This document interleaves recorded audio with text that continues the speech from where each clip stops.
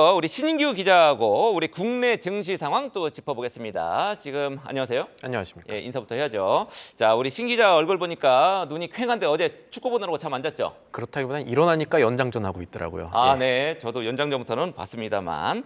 자, 오늘 굉장히 중요한 삼성전자 확정치 작년 4분기 기준 확정치 실적 발표가 있고 더 중요한 컨퍼런스 콜이 있단 말이죠. 예, 오늘 살펴볼 게 어떤 게 있을까요? 컨퍼런스 콜에서. 이게 투자자분들한테는 뭐 이번에 한국 사우디에서 이긴 것만큼이나 중요한 게 오늘 나올 이 삼성전자의 이 컨퍼런스 콜일 겁니다. 이달 초에 이 4분기 잠정 실적 나왔습니다만 이때는 세부 실적 안 나왔죠. 오늘 나올 거예요. 가장 관심이 높은 부분은 반도체 부분이겠죠. 시장에서는 반도체 부분이 5분기 연속 적자를 기록했을 것으로 예상을 하는데 삼성전자 반도체 사업부는 이번에 초과이익 성과금이 0% 하나도 안 나오기도 했었습니다. 보통은 연봉의 절반가량 되는 성과금 받는데 별로 안 좋았다는 얘기죠. 지난해 하반기에 메모리 반도체가 좀 업황 회복세를 보이면서 적자 자체는 좀 줄였겠지만 1조 원 중반에서 2조 원 초반 정도의 적자를 기록했을 것으로 증권가에서 전망하는데 여기에 대한 세부적인 답이 나올 예정입니다. 그렇군요. 삼성전자 뭐 다양한 다른 회사와 달리 다양한 사업을 하고 있습니다. 이제 반도체하고 뭐 휴대폰도 있고 이제 네. 뭐 가전도 있고 그렇지만 가장 핵심이 이제 반도체란 말이죠. 제일 중요한 게 뭘까요?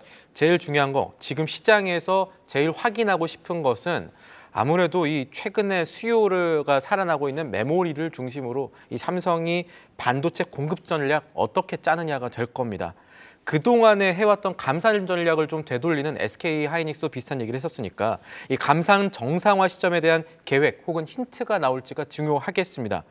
업황이 돌아온다고 해가지고 삼성도 SK도 다 일제히 똑같은 시간에 감상 정상화 나오면은 오히려 갑자기 다운턴 들어가는 거 아니냐 이런 걱정도 증권가에서는 있기 때문에 그렇습니다. 그리고 이 최근 분위기상 삼성전자는 투자 규모를 계속해서 늘리겠다는 기조를 이번에 컨퍼런스 콜에서도 확인할 가능성이 높은데 여기에 대한 세부 숫자를 확인할 수 있는 질문이 좀 중요하겠고요.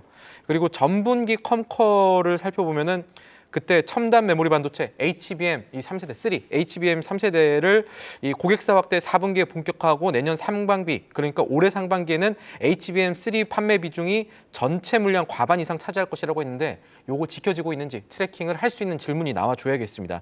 그리고 최근에 샘 올트만 오픈 AI CEO 만났었죠. 이 경기한 삼성전자 사장도 그렇고 그래서 파운드리 사업에서 협력 확대, 이 고객사 확대라든가 이 추가적인 계획에 관련한 이슈가 나올지도 지켜볼 부분입니다.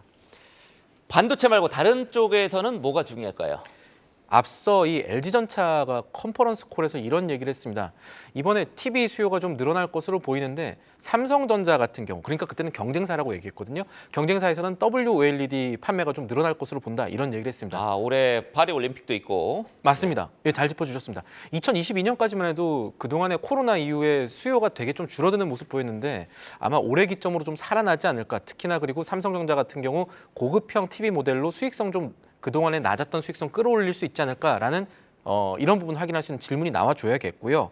가전사업부 수익성 회복 여부 중요하다는 겁니다. 그리고 스마트폰 부문, 이 4분기 실적 자체보다는 앞으로 전망이 좀 더 중요하다고 보는 게 증권가에서 많았었는데 점유율 변화, 갤럭시 S24 효과뿐만 아니라 전략 스마트폰에 들어가는 자체 부품들, 엑시노스들 이런 거에 대한 계획이라든가 수율 이런 부분에 대한 숫자들이 좀 나와줘야 시장에서는 안심을 하거나 아니면 조금 더 기대를 할 수 있는 부분들이 생길 거라는 전망이 나옵니다. 네, 그렇군요. 사실 요즘에 이제 극장 잘 안 가고 집에서 이제 넷플릭스 보고 뭐 이렇게 하다 보니까 집에서 이제 약간 화면이 좀 커지는 그런 네. 트렌드는 있는 것 같더라고요. 자, 이제 정부가 그동안에 여러 가지 언급을 그동안에 자사주, 기업들이 갖고 있는 자사주를 의무 소각하는 그런 방안을 추진해 왔다가 그거는 이제 없던 일로 이렇게 정리가 된 것 네네. 같습니다. 하지만 기업들이 인적 분할을 할 때 자사주의 신규 배정을 금지하겠다. 이렇게 지금 발표를 했죠. 맞습니다. 이건 어떤 내용입니까? 이게 인적 불안이라는 거는 기업을 떼어낼 때 이제 물적 분할이랑 다르게 이 기존 주주들이 갖고 있는 지분율 그대로 새 회사에도 지분율 만들어주는 건데 이번에 금융당국이 제도 개선 추진하면서 기업이 인적 분할할 때 이 자사주 신주 배정을 하지 못하도록 막아놨습니다. 네, 그렇습니까? 왜 막습니까?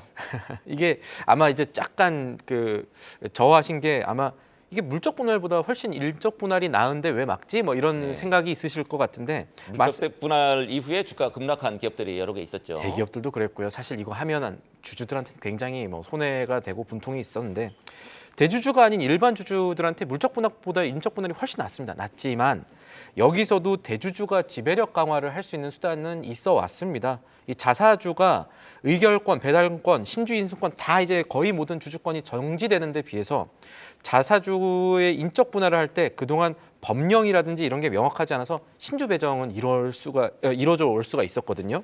자사주의 신주 배정하면요. 대주주가 쉽게 말하면 추가 비용 없이 지배력을 늘릴 수가 있었습니다. 이걸 보고 자사주 마법이라고도 증권가에서는 얘기가 나는데 역으로 말하면 이런 자사주 마법 일반 주주로서는 공평하지 않은 일이기 때문에 제도상으로 개선을 해보겠다. 이번에 정부가 추진을 하는 겁니다. 네.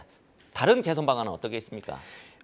자사주 관련해 가지고 일반 주주들의 권익을 높이는 방안을 이번에 제시를 했는데 이 신주 배정 금지뿐만 아니라 자사주 할 때 이 워낙에 처리 계획 그러니까 소각 처분 같은 거 중요하거든요. 이 PBR 높일 수 있는 대표적인 계획인데 이런 거 체계적인 공시가 이루어지지 않고 있다는 지적이 있었습니다. 그래서 이거 고치기로 했고 앞으로는 상장법인이 뭐 자사주 보유 비중이 예를 들어서 발행 주식 수의 뭐 10% 이상 정도 되면은 이사회가 이 계획이라든가 이 보유 사유 이런 거 다 검토하고 공시하도록 만들어 놨습니다. 그 대신에 아까 말씀하셨던 대로 자사주 소각 의무화하는 방안은 하나 빠졌고요.